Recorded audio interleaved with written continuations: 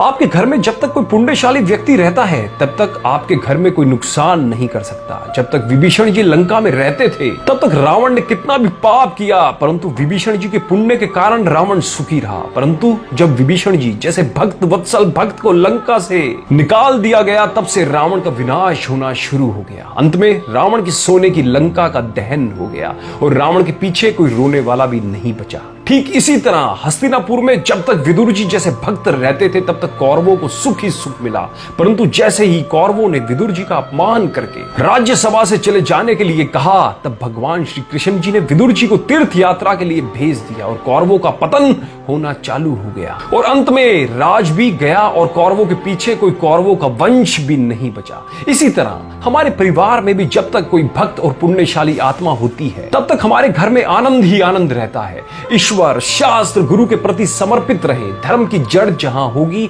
वहां अशुभ कर्म आने से डरेंगे। कभी किसी का अपमान मत करिए, क्योंकि अपमान का घाव कभी नहीं भरता। हो सकता है आज आप जिसका अपमान कर रहे हैं कल उसी के सामने आपको झुकना पड़े।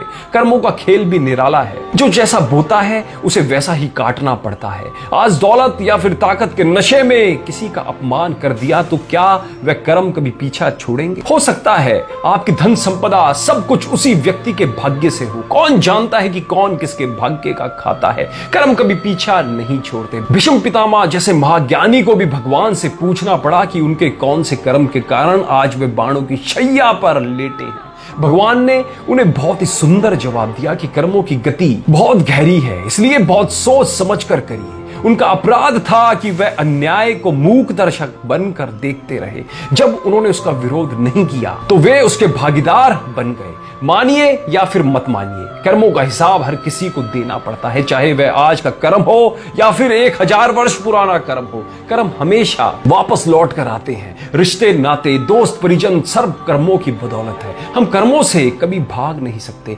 भगवान ने गीता में कहा है कि कर्मों की गति बड़ी गहन है। साधु हो या फिर संत सब इसके जाल में फंसे हुए हैं।